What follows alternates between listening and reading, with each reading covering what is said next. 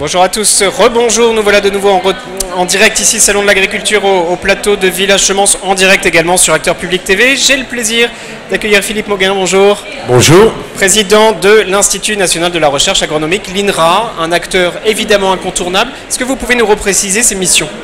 Alors l'INRA, c'est l'Institut National de la Recherche Agronomique, présent sur 3 grands domaines, l'agriculture bien sûr, mais aussi l'alimentation et l'environnement. Dans ses interfaces avec l'agriculture, on a une mission de recherche à la fois fondamentale, mais aussi appliquée vers l'innovation. Et c'est plus de 8000 agents qui sont mobilisés au quotidien pour trouver les solutions de demain. Et nombre d'entre eux sont mobilisés sur ce salon international de l'agriculture, c'est le hall juste à côté, hall 4. Alors c'est formidable, il y a tous ces scientifiques qui présentent, qui racontent de manière très pédagogique au grand public, aux enfants, sont très investis. Oui, c'est le message qu'on a choisi de passer au salon. Ce n'est pas un message institutionnel et un petit peu aseptisé sur la recherche, c'est des témoignages concrets d'agents qui peuvent être des chercheurs, des ingénieurs, des techniciens, qui parlent de ce qu'ils font au quotidien. Et le thème pour nous cette année, c'est la biodiversité, pris au sens de la diversité des ressources génétiques, animales, végétales, alimentaires, microbiennes. Et de façon, je crois, très pédagogique, nos chercheurs expliquent au grand public pourquoi il est important de connaître, de protéger cette diversité de ressources si on veut trouver des solutions et accompagner les agriculteurs. Alors le grand public et puis aussi un certain nombre de personnalités, les ministres Pénicaud, Travers, Frédéric Vidal, des commissaires européens, tout le monde est venu. Vous êtes un endroit incontournable manifestement, très stratégique. Oui, je pense que ce qui intéresse le grand public, ce qui intéresse les agriculteurs, par définition intéresse les politiques, qu'ils soient français ou européens, parce qu'on est tous conscients qu'une partie de la solution à l'équilibre entre l'économie, l'environnement, le social, à la transformation de l'agriculture, passe par la recherche. Tout ne passe pas par la recherche. On le voit tous les jours sur le salon, il y a plein d'innovations et de progrès qui sont faits grâce aux agriculteurs ou aux entreprises qui sont dans des démarches de progrès, mais il y a une partie importante des questions posées sur le changement climatique, sur la sortie des pesticides, sur la nutrition, comment on nourrit 9 milliards d'habitants sur la planète en 2050, avec moins d'intrants. Ça, c'est quand même des questions compliquées et on a besoin des chercheurs, on a besoin de la recherche. Alors justement, vous l'évoquez, je rebondis dessus. Il a beaucoup été question d'agriculture sans pesticides sur cette édition 2018, les précédentes également. Mais est-ce que vous pouvez nous repréciser quel rôle joue l'INRA clairement dans cette transition? Alors, la transition agroécologique et la multiperformance de l'agriculture, c'est-à-dire une agriculture qui soit en même temps performante sur le plan économique, environnemental, sanitaire et social, c'est un sacré défi. C'est ça qui guide l'essentiel de nos recherches.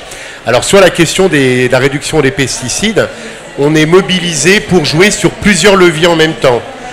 Comme le disent nos chercheurs, il n'y a pas une solution miracle qui consisterait à interdire les pesticides et à les remplacer par autre chose. Il va falloir combiner toute une série d'avancées dans le secteur de la génétique. On est sur le village des semences et on a évidemment des gros enjeux sur la recherche variétale pour trouver des variétés de blé, des fruits et légumes, des laitues, des pommes, de la vigne qui résistent naturellement aux maladies. Et à chaque fois qu'on va trouver des gènes de résistance à un champignon, le mildiou de la vigne, à la fusariose sur le blé ou à des nématodes sur les fruits et légumes, on aura besoin de moins de pesticides. Donc l'INRA est plutôt sur la recherche en amont. On va connaître le génome des plantes, regarder comment ils s'expriment, le phénotypage des plantes au champ dans des conditions réelles de production. Et à partir de là, on va essayer de trouver les gènes qui vont être transférés de façon naturelle dans les plants, qui vont être ensuite multipliés par les sélectionneurs et les semenciers et qui vont ainsi atteindre les agriculteurs. Ça, c'est le premier levier. La génétique, un élément très important. Deuxième levier, le biocontrôle. On en a beaucoup parlé sur le salon de l'agriculture. C'est des solutions de protection des plantes qui passent par des mécanismes naturels. Alors, on connaît tous l'exemple des coccinelles qui mangent les pucerons, la lutte biologique, et on essaye de généraliser ça avec nos collègues des centres techniques, comme le centre technique des fruits et légumes ou le centre technique des céréales ou le centre technique de la vigne, on a identifié les ravageurs pour chaque espèce et comment on va pouvoir les détourner des récoltes. Un exemple qui est assez amusant, la confusion sexuelle. Si on arrive à détourner les mâles des femelles, on va arrêter le cycle de reproduction des insectes ravageurs, oui, et ça va éviter d'avoir à utiliser des insecticides. Et on a d'autres exemples dans toutes les productions. C'est le deuxième levier, le biocontrôle. Troisième levier qui est évidemment aussi très important, c'est, et ça on y pense moins, mais c'est l'agronomie.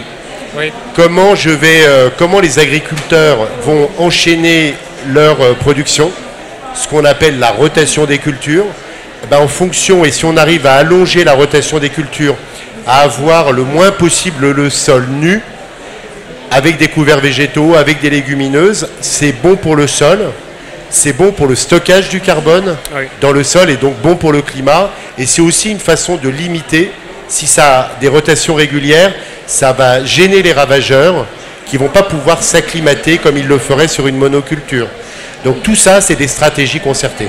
Donc un certain nombre de pistes de recherche prometteuses, vous venez de les évoquer. Dernière question, Philippe Mauguin, la question de l'international, cette question de l'agriculture agroécologique se pose au-delà de nos frontières, bien sûr. Quelles sont les perspectives de recherche, de transfert en France à l'international? Alors vous avez raison, c'est un enjeu mondial et il serait, j'allais dire, assez peu efficace de ne travailler qu'en franco-français. C'est à la fois... Ça pourrait poser des problèmes de compétitivité aux agriculteurs français si on n'a pas une même exigence au niveau européen et international. En Europe, on a en ce moment une coopération qui démarre avec la recherche en Allemagne pour la réduction des pesticides. Et l'objectif, c'est que la France et l'Allemagne puissent ensuite peser au niveau européen pour avoir une même exigence sur les pesticides.